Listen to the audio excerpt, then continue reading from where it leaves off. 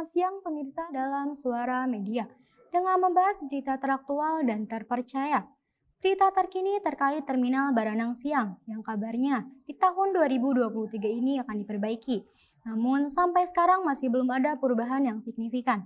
Untuk informasi selengkapnya akan disampaikan oleh rekan saya Anissa Rahma yang sudah berada di Terminal Baranang Siang. Berikut informasinya.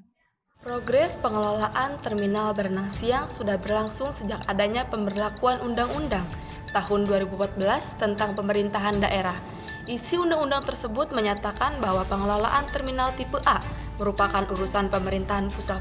Dalam hal ini, Kementerian Hubungan melalui Badan Pengelolaan Transportasi Jabodetabek. Baik pemirsa, saat ini saya sedang berada di Terminal Baranang Siang yang terlihat terminal ini belum juga diperbaiki.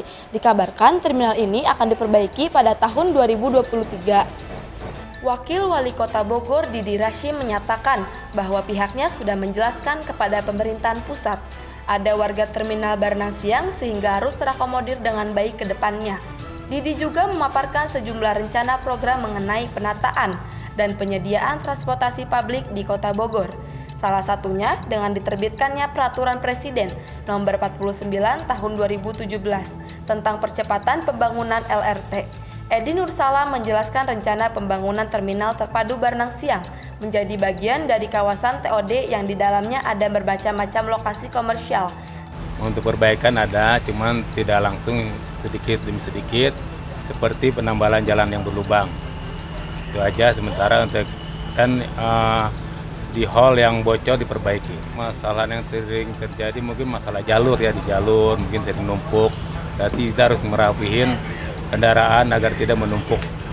Semoga lebih terorganisasi dan lebih terurus lagi kembali seperti dulu biar ramai lagi Baranang Siangnya. Lumayan nyaman sih ya untuk sekarang. Baik pemirsa, saya Anissa Rahma dan camper saya Dwi Novianto meliput kembali ke studio. Baik, terima kasih Anissa Rahma, silakan bertugas kembali. Berikut berita tadi yang telah disampaikan oleh rekan saya Anissa Rahma. Selanjutnya akan ada berita mengenai kenaikan harga beras. Untuk informasi selengkapnya, usai jeda berikut ini.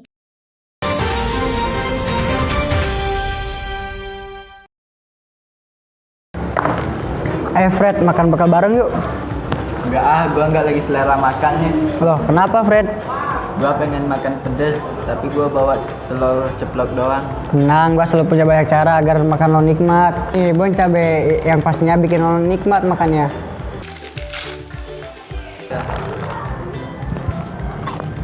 Wah, bon cabai emang nikmat ya. Pedesnya kerasa banget. Betul Fred, ini bon cabai dari cabai asli pilihan terbaik karena khasnya dari Nusantara. Wow, kapan-kapan ini buat cemilan enak kali ya. Boleh.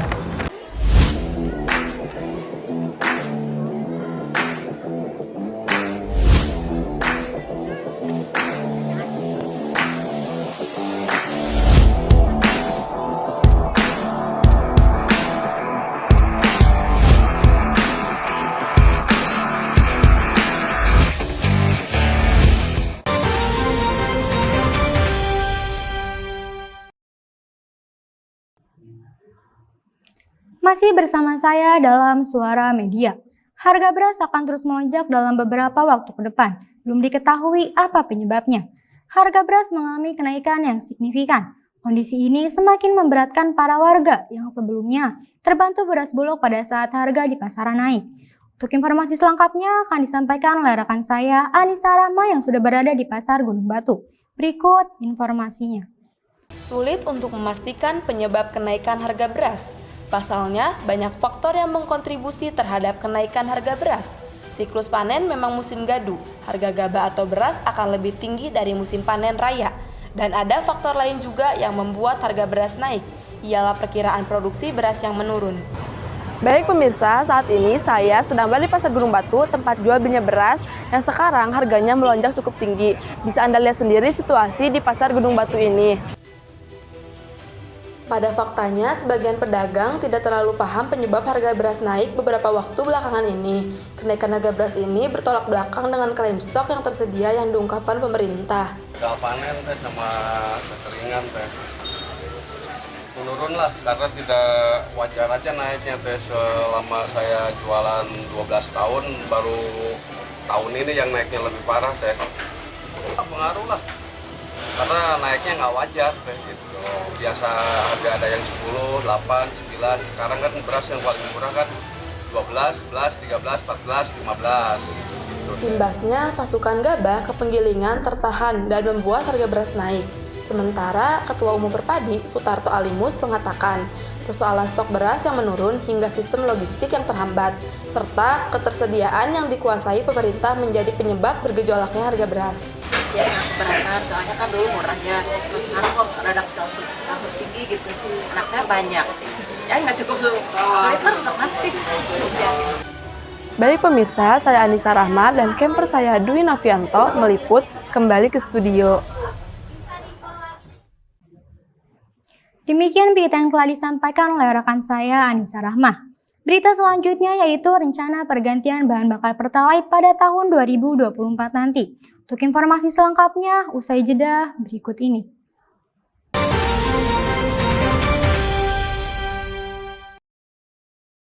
Bentuknya lucu-lucu ya. Unik banget. Iya, karena sereal terbuat dari jagung dengan kebaikan alami, gandum utuh dan bergizi, berbentuk bintang, berlapis madu. Aduh, jam segini perut lapar banget. Pengen makan yang pedes tapi males masak apa. Aha, gue punya ide. Tunggu ya. Kamu malas masak.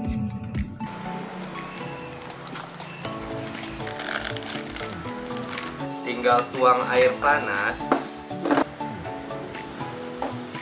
Jadi deh. Wah, pedesnya bikin jontor.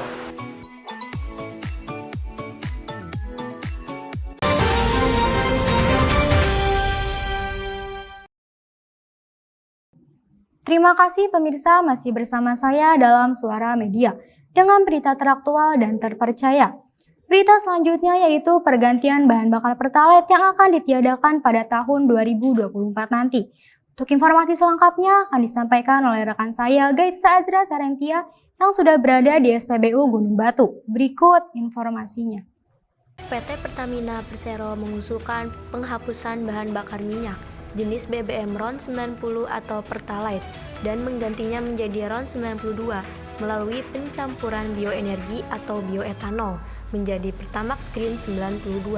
Rencana tersebut diharapkan dapat terrealisasi pada tahun 2024 mendatang. Baik pemirsa, saya sudah berada di salah satu lokasi SPBU di Gunung Batu. Rencana bahan bakar Pertalite akan diganti pada tahun 2024 kian membuat para pengendara resah. Karena kabarnya akan diganti dengan Pertamax Green 92 dan 95 yang harganya relatif lebih mahal. Tetapi dengan adanya pergantian Pertalite ini menjadi Pertamax karena sudah memiliki kadar oktan yang memenuhi syarat ramah lingkungan.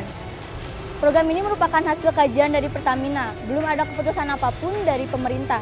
Jika usulan tersebut dapat diterima dan dibahas oleh pemerintah, maka harganya pun akan diatur kembali oleh pemerintah. Dorongan untuk menuju kepada peningkatan kadar oktan yang lebih tinggi sudah sesuai dengan yang ada di dalam Rencana Umum Energi Nasional. Namun kembali lagi bahwa upaya ini juga harus memperhitungkan dampaknya terkait daya beli masyarakat dan strategi penyaluran subsidi energi. Kalau dari pihak SPBU kan mengikuti aturan dari Pertamina. Jadi ntar keputusannya tetap adanya di Pertamina. Kalau Pertamina instruksi Pertalite harus diganti dengan Pertamax Green, mau nggak mau SPBU harus nurut. Itu alasan kami. Cuma paling ini bertahap ya, dan ini pun masih wacana. Bapak Luhut melihat penyebab utama polusi paling banyak masih berasal dari pembuangan emisi karbon pada sektor transportasi.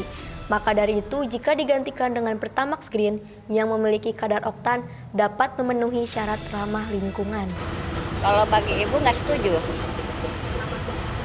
Karena nggak setujunya gini ya, kita kan kesian ya dengan masyarakat yang di bawah kita gitu kan. Takutnya dia mampu atau tidak untuk membeli Pertamax dengan harga oleh pemerintah dinaikkan. Terima kasih, saya Gaitsa dan camper saya Dwi Novianto meliput kembali ke studio.